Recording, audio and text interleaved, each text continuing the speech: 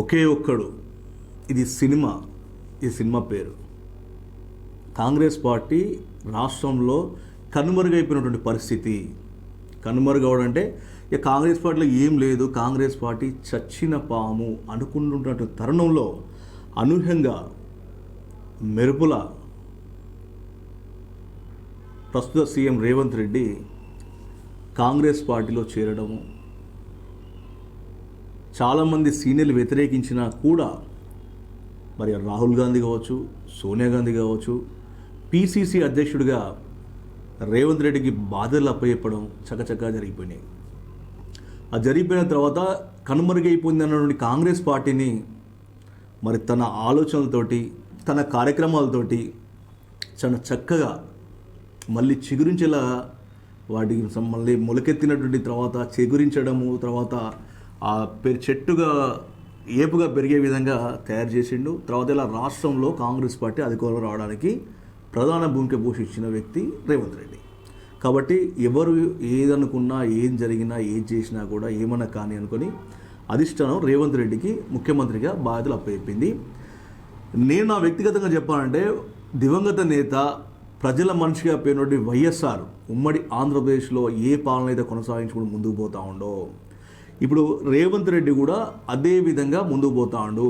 రేవంత్ రెడ్డి ప్రజల మనిషిగా పలు చోట్ల ప్రజలు చేతులెత్తి మొక్కుతాళ్ళు. సరే, కొన్ని పథకాలు వాళ్ళ హామీలు ఇచ్చిళ్ళు, అవి వెనక ముందు నెరవేరుస్తారు. తర్వాత ఏం జరగబోతుందో తెలియదు. ప్రతిపక్షాలు అన్నప్పుడు పథకాల మీద వీటి మీద కాకుండా ప్రజల సంక్షేమాన్ని గతంలో మీరు ఎక్కడ నిర్లక్ష్యం వహించిళ్ళు, ఇప్పుడు వీళ్ళు ఏ విధంగా ముందుకు పోతాళ్ళు, వీళ్ళకి ఎలాంటి సలహాలు ఇవ్వాలని ప్రతిపక్ష పాత్ర పోషించాలి తప్ప పనికిరాని ముందేసుకొని వృధా ప్రయాస కాలయాపన చేసుకుంటే కాదు. ప్రజలను తప్పుదో పట్టించే విధంగా కాకుండా ప్రజల సంక్షేమం వైపు ప్రభుత్వాన్ని నిలదీసే విధంగా ప్రతిపక్షం హోందాగా ఉంటే బాగుంటుందని ప్రతి ఒక్కరైతే భావిస్తూ ఉన్నారు. సో మేము కూడా చెప్పేది ఏంటంటే, ప్రతిపక్ష పార్టీ ఏదైతే ఉందో కాంగ్రెస్ పార్టీ నిలదీయండి ప్రజల సంక్షేమం కోసం, ప్రజల కోసం. కానీ పనికిరాని వాటి మీద దృష్టి పెట్టి కాదు. వ్యక్తిగతంగా మీరు దూషణలు చేసుకొని కేటీఆర్ రేవంత్ రెడ్డి అనడం, రేవంత్ రెడ్డి కేటీఆర్ అనడం, సీఎం రేవంత్ రెడ్డి కేసీఆర్ అనడం, కేసీఆర్ రేవంత్ రెడ్డి, ఇది కాదు.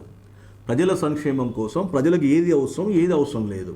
కాబట్టి వీటిపైన ఇటు అధికార పార్టీ, అటు ప్రతిపక్ష పార్టీ రెండు హూందాగా ముందు పోతే బాగుంటుందని చెప్తూ, ఏదేమైనా రేవంత్ రెడ్డి మార్క్ అయితే కనబడతా ఉంది తెలంగాణ రాష్ట్రంలో ఉన్నటువంటి. అయితే చాలామంది కూడా అంటే ఇప్పుడు చిన్న చిన్న వాటికి కూడా రేవంత్ రెడ్డి ఉన్నాడు అనే కాడికి వచ్చి, కానీ గతంలో ముఖ్యమంత్రి మంత్రులు అంటే వాళ్ళు ఎవరో ఎక్కడో ఉంటారు అనే విధంగా ఉన్నటువంటి క్రమం నుంచి రేవంత్ రెడ్డి ప్రజల మనిషి అనే విధంగా అయితే రాష్ట్రంలో ప్రజల నోట్లో అయితే ఒక సంబంధించినటువంటి మాటగా మనం చెప్పవచ్చు.